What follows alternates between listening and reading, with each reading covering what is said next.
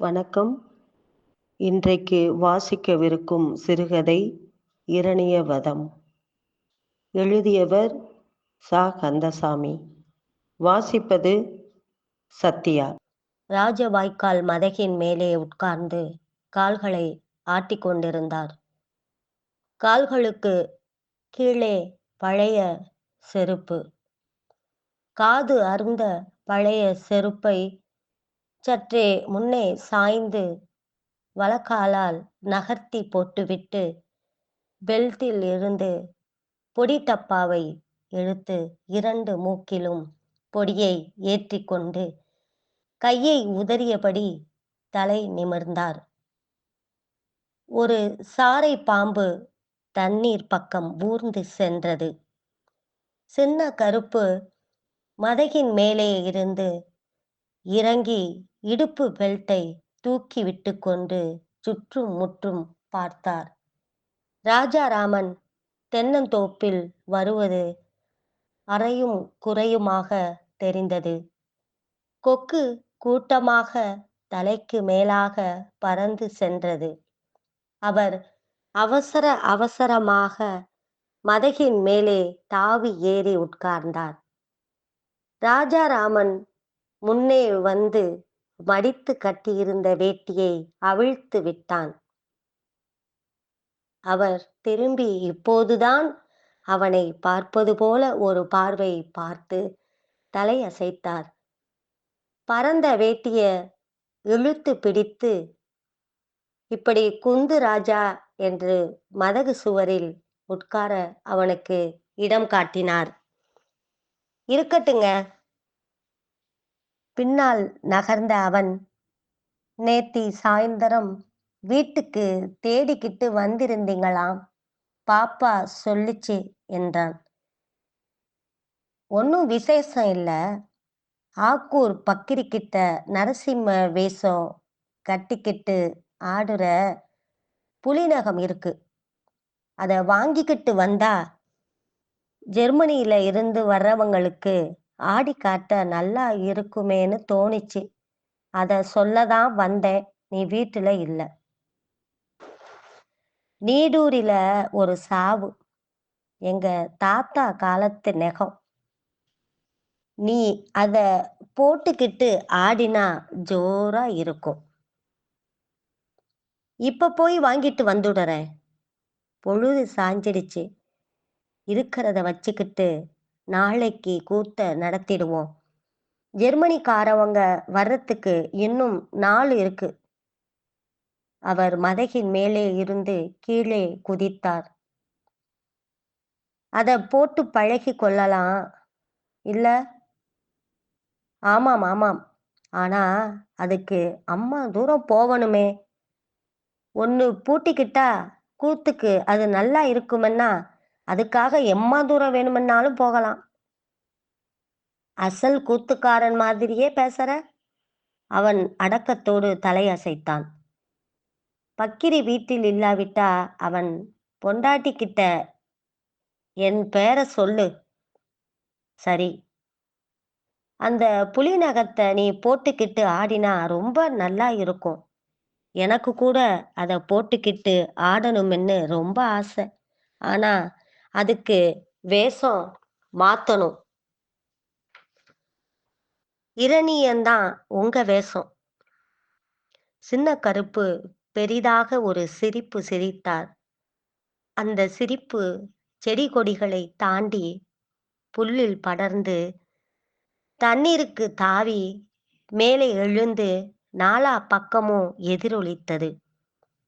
பூவரசு மரத்தில் உட்கார்ந்து இருந்த நீல நிற மீன் கொத்தி குருவி சரேல் என்று தாவி பறந்தோடியது. வா சின்ன கருப்பு. அவன் தோளில் கை வைத்தார். அவர் கூடவே ஒவ்வொரு அடியாக எடுத்து வைத்து சென்றான். நம்ம பக்கிரி நல்லாதான் ஆடிக்கிட்டு இருந்தான். 2-3 வருஷத்துல பெரிய ஆளா வந்துடுவான்னு இருந்தேன். ஆனா பொண்டாட்டி வந்ததும் அவகிட்ட ஆடுறதே போதும்னு நின்னுட்டான். சின்ன கருப்பு நடந்து கொண்டே எட்டி வரப்பில் வளர்ந்திருந்த துவரை செடியில் இருந்து ஒரு கிளையை முறித்தார். துவரை காய்களை உருவி போட்டுக்கொண்டு ஒரு நடை நடந்தார். நளினமும் அகங்காரமும் கொண்ட நடை. பூமியில் நடப்பது மாதிரியே இல்லை. அந்த நடைதான் அவருக்கு அழகு. அப்புறம் அவரின் கம்பீரம். அது அவர் நடையிலும், குரலிலும், அவர் அசைவிலும், கண் வீச்சிலும் பளிச்சென்று ஜொலித்தது. ஒவ்வொரு கூத்திலும் இன்னும் இன்னும் ஒன்று பிரகாசித்துக் கொண்டு வந்தார். அவன் அம்மா சின்ன கருப்பு கூத்து ஒன்றை பார்த்துவிட்டு, ராட்சசன் வேஷம் அச்சா பொருந்திப் போவுது. இன்னைக்கு நேத்தியா வேஷம்? 3 தலைமுறையா இல்ல? என்றாள். அவள் சொன்னதை அவரின் ஒவ்வொரு அசைவும் மெய்ப்பித்துக் கொண்டு இருந்தது. சின்ன கருப்புக்கு முன்னால் அவர் அப்பா இரணியகசிபு வேஷம் கட்டிக்கொண்டு ஆடினார். அதற்கு முன்னால் அவர் அப்பா, இவன் தாத்தா, அவர்தான் முதன் முதலாக மூஞ்சியில் சாயம் பூசிக்கொண்டு இரணிய கசிபுவாக ஆடினார். அவர் ஆடும்போது இரணியனே பூமிக்கு வந்து அதம் பண்ணுவது போல இருக்கும். ஆனா அவர் கூத்தாடி வம்சம் இல்ல. அவருக்கு 10, 12 வயது இருக்கும்போது தன் அப்பாவை ஒரு கொலை வழக்கில் போலீசு பிடித்து கொண்டு போய் தூக்கில் போட்டது. அப்பா போனதும் அம்மாவை விட்டுவிட்டு உசிலம்பட்டியில் இருந்து மதுரைக்கு ஓடி வந்தார். தமுக்க மைதானத்தில் ஒரு கூத்து. முதல் வரிசையில் குந்தி இரவு முழுவதும் கூத்து பார்த்தார். பொழுது விடிந்ததும் கூத்தாடிகளுக்கு எடுபிடி வேலை செய்தார். அப்படியே அவர்களோடு ஒட்டிக்கொண்டு ஊர் ஊராக சுற்றினார். சின்ன சின்ன வேஷமெல்லாம் போட்டு ஆடினார். 6, 7 வருஷத்திற்கு அப்புறம் ஒரு பெரிய வேஷம், இரணியன் வேஷம் கிடைத்தது. கிடைத்ததை சட்டென்று அவர் பற்றி கொண்டார். கற்றதையும் கேட்டதையும் பார்த்ததையும் மனதில் இருத்தி பாட்டாலும் மெருகூட்டினார். அதனால் கூத்துக்கு கூட்டம் கூடியது. ஊர் முழுவதும் அவர் பேச்சாகியது. சின்ன கருப்பு இரணியன் ஸ்பெஷல் என்று மதுரைக்கு ரயில் வந்தது. தாத்தாவிடம் காணப்பட்ட நளினமும் பாவமும் இளைய சின்ன கருப்புவிடம் அபிரிதமாக குடிகொண்டு உள்ளதாக Krishna Iyer Times of India பத்திரிகை வாராந்தர பதிப்புக்கு படங்களோடு ஒரு கட்டுரை எழுதினார். ஆத்திரத்திலும் அதட்டலிலும் அகங்காரம் கொண்ட மனித ஆத்மாவை இளைய சின்ன கருப்பு துல்லியமாக சித்தரிப்பதாக எழுதியது நாடு முழுவதுக்கும் அவரை தெரிந்தவராக்கியது. அதனால் பலரும் சின்ன கருப்புவை தேடிக்கொண்டு வந்தார்கள். தன்னை காண வந்தவர்களுக்கெல்லாம் அவர் ஆடி காட்டினார். ஆட்டத்தில் அவருக்கு வஞ்சனையே இல்லை. ஆடு என்றால் உடனேயே ஆடுவார். அதுவும் பெண்களாக இருந்துவிட்டால் கேட்கவே வேண்டாம். அவர்கள் கண்ணசைவும் தலையசைப்பும் குறுஞ்சிரிப்பும் கூட ஆட வைத்துவிடும். வரப்பு சாலையில் ஏறியது. சின்ன கருப்பு துவரைச் செடியை வயலில் வீசி எறிந்துவிட்டு திரும்பினார். ராஜாராமன் கருநொச்சி கிளையை தள்ளிக்கொண்டு முன்னே சென்றான். கூட நானும் வரட்டுமா ராஜா? எதுக்கு? நானே போயிட்டு வந்துடுறேன். இப்பவே இருட்டிடுச்சு. போயிட்டு சீக்கிரமா வந்துடு. சரி. ராஜாராமன் இலுப்பை தோப்பிற்குள் நுழைந்தான். ஒரு பஸ் புழுதியை கிளப்பிக் கொண்டு சென்றது. சின்ன கருப்பு அவன் போவதையே பார்த்து கொண்டு நின்றார். இலுப்பை மரங்களுக்குள் அவன் மறைய ஆரம்பித்தான். சின்ன கருப்பு தலையை அசைத்தபடி ஒரு சிரிப்பு சிரித்தார். ஆக்கூர் சாலை மேட்டிலிருந்து கீழே இறங்கியது. மண் சாலை. மண்ணில் கால் புதைந்தது. கையை வீசி கூத்துப்பாட்டு பாடிக்கொண்டு ராஜாராமன் நடந்தான். நடக்கையில் கூத்து கற்றுக்கொள்ள ஆரம்பித்து 6, 7 வருஷமா இருக்குமா என்று கேட்டுக்கொண்டான். இருக்கும் போலத்தான் பட்டது. பர்கூரில் சின்ன கருப்பு இரணியன் வேஷம் புனைந்தாடியதை அத்தை வீட்டிற்குச் சென்றிருந்த அவன் முதன் முதலாக பார்த்தான். கூத்து ஆசை மனதில் பற்றி கொண்டது. அப்புறம் 1 வருஷம் கழித்து ஒரு கூத்து அரசூரில் பார்த்தான். அதுவும் சின்ன கருப்பு கூத்துதான். விடிய விடிய நடந்தது. அவன் கண் மூடாமல் பார்த்தான். கூத்து கற்றுக்கொள்ள வேண்டுமென்று துளிர்த்த ஆசை விருட்சமாகியது. எப்படியாவது சின்ன கருப்புவை மடக்கி பிடிக்க வேண்டுமென்று 5, 6 நாள்கள் யோசித்தபடியே இருந்தான். ஒரு மாலை பொழுது ராஜ வாய்க்கால் மதகு மேல் சின்ன கருப்பு குத்துக்கால் வைத்து குந்தி இருந்தார். அவன் வாய்க்காலில் முகம் அலம்பிக் கொண்டு எதிரே போய் நின்றான். "ஆறு, என்ன வேணும்?" "உங்க கிட்ட கூத்து கத்துக்கணும்." அவர் பார்வையில் இவன் மேல் ஆச்சரியமாக இறங்கியது. "நீ உக்கடதேவர் வீட்டு பையன்ல?" ராஜாராமன் தலையசைத்தான். "கூத்தெல்லாம் உனக்கு சரிபட்டு வருமா?" "வரும்." "வருமா? எப்படி சொல்லுற?" "ஆசையாய் இருக்கு." சின்ன கருப்பு மதகு மேலிருந்து கீழே குதித்தார். அவன் தோள் மீது கை வைத்து 2 முறை தட்டிக் கொடுத்தார். "அது சரி, நாளைக்கு மாந்தோப்புக்கு வா, கூத்து ஆரம்பிச்சிடலாம்."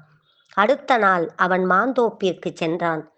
பூத்திருந்த மாமரத்தின் கீழே 5, 6 பையன்கள் கூத்தாடிக் கொண்டிருந்தார்கள். அவன் ஒரு பக்கமாக ஒதுங்கி நின்றான். சின்ன கருப்பு பொடியை உறிஞ்சிக் கொண்டு வந்தார். பையன்களில் கூத்து நின்றது. அவனை கையை நீட்டி முன்னே கூப்பிட்டார். பக்கத்தில் உட்கார வைத்து கதையைச் சொன்னார். சொல்லிக்கொண்டே வந்தவர் திடீரென்று எழுந்து ஆடினார். இரணியனாகவும் பிரகலாதனாகவும் நரசிம்மராகவும் அவன் மண்டியிட்டு உட்கார்ந்து அவரின் ஒவ்வொரு அசைவையும் மனதில் இருத்திக் கொண்டான். ஆடி முடிந்ததும் அவன் அருகில் வந்து நின்று, "பார்த்துக்கிட்டாயா?" என்று கேட்டார். அவன் தலை அசைத்தான். "எங்க? நீ ஆடு." "நான் தான் இரணியன், நீதான் நரசிம்மம். என்னை பிடிச்சு மடியில போட்டு நெஞ்சை கிழிச்சு சொல்லுற." "ம், ஆடு." "எங்க? நீ ஆடு." "நான் தான் இரணியன், நீதான் நரசிம்மம். என்னை பிடிச்சு மடியில போட்டு நெஞ்சை கிழிச்சு கொல்லுற." "ம், ஆடு." ராஜாராமன் வேட்டியை மடித்து கட்டிக்கொண்டு காலை எடுத்து வைத்து ஆடினான். கொஞ்ச நேரத்தின் பிறகு கண்டது எல்லாம் மறந்து போய்விட்டது. கால் முன்னே போகவில்லை. ஏதோ கட்டி போட்டது மாதிரி சிக்கிக் கொண்டது. திகைத்து நிற்பதைக் கண்டு ஒரு பையன் கலுக்கென்று சிரித்தான். சின்ன கருப்பு சிரிப்பு வந்த திக்கையை திரும்பி பார்த்தார். ஒரு பையன் சிரித்து கொண்டே இருந்தான். கையை நீட்டி அவனை கூப்பிட்டார். சந்தோஷமாக அவர் முன்னே வந்தான். கன்னத்தில் பளீரென்று ஓர் அறை விழுந்தது. அவன் ஐயோ என்று கத்தினான். அது தனக்கே வலிப்பது மாதிரி இருந்தது. ராஜாராமன் திரும்பி சின்ன கருப்பை ஒரு பார்வை பார்த்தான். "நீ பயப்படாம ஆடு" என்றார் வாஞ்சையுடன். அவன் பயந்து கொண்டே ஆடினான். கண்டதையும் கேட்டதையும் கால்களில் வழியாகவும் கண்களின் மூலமாகவும் காட்சிப்படுத்தினான். "பலே பலே, நீ தேறிட்ட." சின்ன கருப்பு எழுந்து வந்து அவன் தோளில் தட்டி கொடுத்தார். 3 மாதங்கள் சென்றதும் சின்ன கருப்பு பழைய நரசிம்மத்தை கழித்து கட்டிவிட்டு அந்த இடத்தில் ராஜாராமனை போட்டார். தைரியமான சோதனைதான். ஆனால் அவன் அதில் பிரமாதமாக ஜொலித்தான். புதிய நரசிம்மத்தின் வரவால் இரணியகசிபு நாடகம் புது மெருகும் புத்துயிரும் பெற்றது என Maithili Iyengar Times of India ஞாயிறு இதழில் குறிப்பிட்டு எழுதினார். கூடவே கலர் கலரான படங்கள், 7 படங்களில் 2 படத்தை வெட்டி எடுத்து ராஜாராமன் மனைவி சுவரில் ஒட்டி இருந்தாள். கல்யாணமான புதிது. அவன் மாப்பிள்ளையாக இல்லாமல் வெள்ளை தாடியும் மீசையுமாக சிங்க மூஞ்சியோடு கோரமாக இழுத்து கொண்டு இருந்தான். "பயமா இல்ல?" படுக்கைக்கு எதிரே இருந்த படத்தை பார்த்து கொண்டே கேட்டான். அவள் தலையசைத்து சிரித்தாள். "நிஜமா?" அவள் படுக்கையில் இருந்து எழுந்து அவனை கட்டி அணைத்து கொண்டாள். அவனுக்கு மூச்சு திணறுவது மாதிரி இருந்தது. அவள் பிடி இன்னும் என்னமென்று இறுகியது. தன் முழு பலத்தையும் கொண்டு அவளை கீழே உருட்டி தள்ளினான். அவள் எழுந்து நின்று ஒரு சிரிப்பு சிரித்தாள். "இன்னம் கூத்துக்கு போக வேணாம்." "இன்னம கூத்துக்கு போக வேணாம்." "ஏன் போக வேணாம்?" "சரி." ஆனால் அவன் சின்ன கருப்போடு ஊர் ஊராகச் சென்றான். ஒவ்வொரு ஊரிலும் மெச்சும்படியாக ஆடினான். சன்மானம் பூமாலை, சால்வையெல்லாம் கிடைத்தன. ராஜாராமன் ஆக்கூர் பக்கிரியிடம் இருந்து புலி நகத்தை வாங்கிக் கொண்டு காவேரி ஆற்று பாலத்தை தாண்டி ஊருக்கு வந்தான். தலைக்கு மேலே நிலவு வந்துவிட்டது. ரொம்ப நேரம் ஆகிவிட்டதை உணர்ந்தான். வேகமாக நடந்து வீடு வந்தான். வீட்டு கதவை தட்டினான். யாரது? 2 முறை அவன் மனைவி கேட்டாள். அவனுக்கு அது வழக்கம் இல்லாத பழக்கமாக கேட்டது. நான் தான் என்றான். அவள் விளக்கை தூண்டி விட்டு விட்டு வந்து கதவை திறந்தாள். அவளை நிமிர்ந்து பார்த்தான். முகம் தெரியவில்லை. தலையை அவிழ்த்தபடி இருந்தாள். அவள் கையை பிடித்து அழைத்து போய் கட்டிலில் உட்கார்ந்து நிமிர்ந்து பார்த்தான். முகம் வீங்கி இருந்தது. நெடுநேரமாக அழுது கொண்டிருப்பது போல பட்டது. பாப்பா, அவள் தோளை பற்றினான். அவனை கட்டி அணைத்து கொண்டு சப்தமில்லாமல் குலுங்கி குலுங்கி அழுதாள். பாப்பா, என்ன சொல்லு? அவள் நிமிர்ந்து அவனை ஒரு பார்வை பார்த்தாள். சொல்லு பாப்பா, இன்னைக்கியும் வந்தானா? அவள் தலை அசைந்தது. அதுக்குதான் ஆக்கூருக்கு அனுப்பியிருக்கிறான். அவனை அடிப்பது போல கைகளை காற்றில் வீசினான். அவள் முன்னே நகர்ந்த அவன் தோளை பற்றினான். தோளில் தலை சாய்த்து அழ ஆரம்பித்தாள். வெகுநேரம் வரையில் அவள் அழுகை ஓயவே இல்லை. அவள் முதுகில் மெல்ல மெல்ல தட்டி கொடுத்தான். அழுது ஓய்ந்து தூங்கி போனதும் அவளை கட்டிலில் படுக்க வைத்துவிட்டு எழுந்து நின்றான். கை இடுப்பு வேட்டியை தடவியது. முடிச்சில் புலி நகங்கள். 2 புலி நகங்களை எடுத்துக்கொண்டு லாந்தர் விளக்கை தூண்டிவிட்டான். வெளிச்சம் எங்கும் பரவியது. பாப்பா புரண்டு படுத்தாள். அவசர அவசரமாக திரியை இறக்கி வெளிச்சத்தை குறைத்தான். அவள் கால்களை நீட்டி படுத்தாள். அவன் விளக்கை எடுத்துக்கொண்டு கொல்லை பக்கம் சென்றான். கள்ளிப் பெட்டியை கீழே சாய்த்து ஓர் அறத்தை கையில் எடுத்தான். விரலால் தடவி பார்த்தான். சுனை இருப்பது மாதிரிதான் இருந்தது. மடியில் இருந்த புலி நகத்தை கையில் மாட்டிக்கொண்டு கண்களுக்கு நேரே வைத்து பார்த்தான். விளக்கு வெளிச்சத்தில் இரும்பு நகத்தின் கூர் பளிச்சென்று மின்னியது. ஆகா, ஆகா! பயங்கரமாக சிரித்து கொண்டு அவன் 2 கைகளையும் மாறி மாறி காற்றில் வீசினான். என்ன, என்ன ஆச்சுங்க? அவன் மனைவி கேட்டாள். அவன் அவளை ஒரு பார்வை பார்த்தான். கீழே சாய்ந்தது. புலி நகங்களில் 2 கீழே விழுந்தன. கைகளிலும் கண்களிலும் ஏறியிருந்த கோபம் இறங்குவது மாதிரி இருந்தது. அவன் கையை பற்றி இழுத்து வந்து கட்டிலில் உட்கார வைத்தாள். எண்ணெயில்லாத விளக்கு மங்கி அணைந்தது. அவனை கட்டி அணைத்து கொண்டு பாப்பா படுக்கையில் சாய்ந்தாள். அடுத்த நாள் வெள்ளிக்கிழமை பொழுது புலர்ந்தது. அவன் எழுந்து குளித்துவிட்டு வெளியில் சென்றான். அவள் சமைத்து வைத்துவிட்டு காத்து கொண்டு இருந்தாள். வெகுநேரம் கழித்து சாப்பிட வந்தான்.